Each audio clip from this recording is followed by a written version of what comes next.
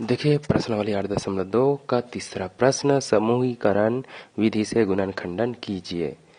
तो समूहीकरण विधि से गुणनखंडन मतलब इसको दो समूह में बांटना है। समूह मतलब इस तरह से समूह में, एक कोष्ठक में और एक और कोष्ठक में। तो पूरा बिखरा हुआ है, इसको हमें कोष्ठक में समेटना है। ठीक है, तो इसको समूह में बांटना कहते हैं, इसी को समूहीकरण विधि भी कहेंगे। ठीक है, तो इसको किस तरह से बनाते हैं, चलिए इसको हल करते हैं। ये जो प्रश्न है मैंने पुस्तक से लिया है। ठीक है, तो देखिए मुझे इसमें एक गलती नजर आया। ठीक है, मेरे हिसाब से वो गलत लग रहा है। तो मुझे लग रहा था ये दोनों एक जैसे दिख रहा है। देखिए यहाँ भी x का वर्ग y है, यहाँ भी x का वर्ग y है। तो जब इसको समूहीकरण करेंगे तो गलत हो जाएगा। देखिए हल, सबसे पहले इसको एक बार और लिख लेता हूँ।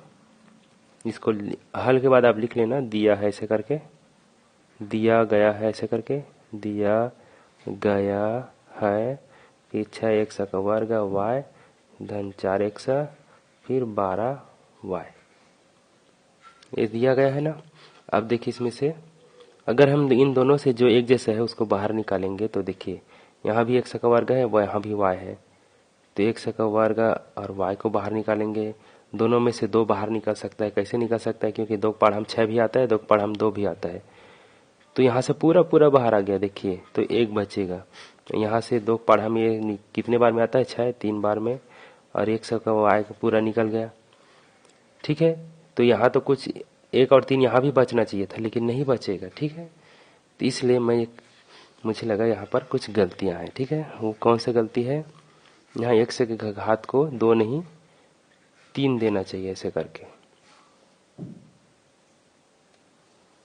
ठीक है, यहाँ x के घात 3 कर दो, या फिर ऐसा कर सकते हैं, x के घात 3 ना करो, x के घात 2 ही रखो, लेकिन यहाँ जो है इसका x के घात को इसमें में डाल सकते हैं ऐसे। ठीक है, इसका घात जो है इसमें डाल दो, 2 में, तो चलेगा। देखिए कैसे बनेगा। ठीक है, इसको पास में लिख देता हूं ऐसे। अब देखिए दोनों में से क्या क्या बाहर आ सकता है। दोनों में 2 का पहाड़ा है। देखिए 2 कम 2 और 2 तिया 6, तो दोनों में से 2 बाहर आ जाएगा। इन दोनों में से देखिए दोनों में x है वो भी बाहर आएगा, दोनों में y है वो भी बाहर आ जाएगा। तो देखिए x भी बाहर कर रहे हैं, y भी बाहर कर रहे हैं, तो क्या बचेगा, यहाँ से 2 पूरा बाहर निकल गया, y भी पूरा बाहर निकल गया। यहाँ x जो है 2 बार है, ऐसे x का वर्ग मतलब x गुना x, तो एक x बाहर आ गया, तो क्या बचेगा, सिर्फ 1। ठीक है, 2 में से 1 बाहर आ गया तो 1 बचा है।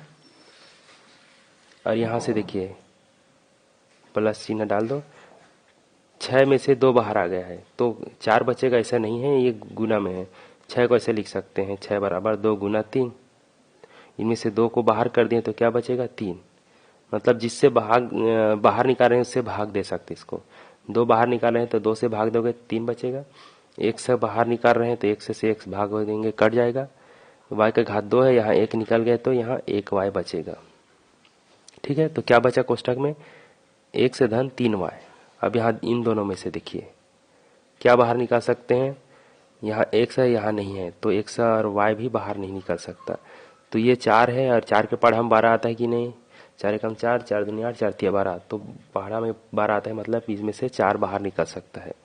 तो 4 को बाहर निकालेंगे तो यहाँ सिर्फ x बचेगा, और 4 बाहर निकाल रहे हैं तो 4 से इसको भाग देंगे तो कितने बार में भाग जाएगा, 3 बार में। ये 4 के पढ़ा हम 3 बार में 12 आता है तो 3 लिखना है। y बाहर नहीं निकल रहा है तो इसको अंदर रहने दो। ठीक, अब देखिए इस कोष्ठक में भी 1 से धन 3y है, इस कोष्ठक में भी 1 से धन 3y है। ठीक है, तो इसको अगर हम एक बड़े कोष्ठक ऐसे मानेंगे, मान लेते हैं। ठीक है, तो अब ये 2 पद हो गए, इतना एक पद है, इतना एक पद है, दोनों में एक जैसे जो है उसको बाहर निकालते हैं, है ना। तो क्या है, दोनों में 1 से धन 3y जो है बाहर निकाल देंगे तो अगला कोष्ठक में क्या बचेगा, 2x धन 4y बचेगा, 2x धन 4 बस बचेगा। ठीक है, इस तरह से इसको बाहर करते हैं और बनाते हैं। ठीक, समझ में आ गया होगा आप लोग को। अगर नहीं आया तो मैं आपको और सरल तरीके से बताने की कोशिश करूंगा।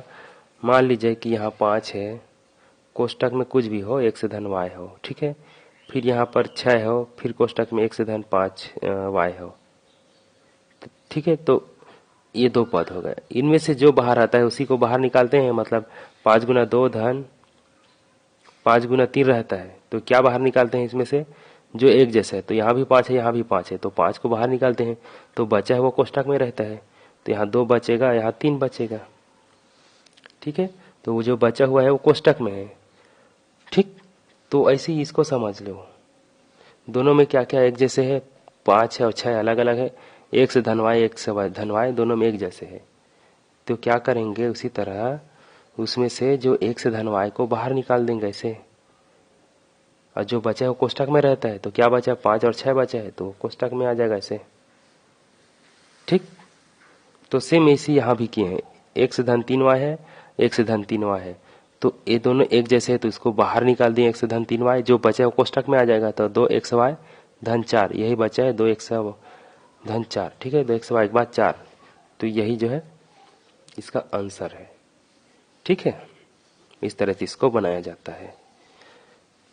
तो मिलते हैं नेक्स्ट वीडियो के साथ। आप चाहे तो इसको नोट करना चाहे तो नोट कर लेना वीडियो को पॉज करके।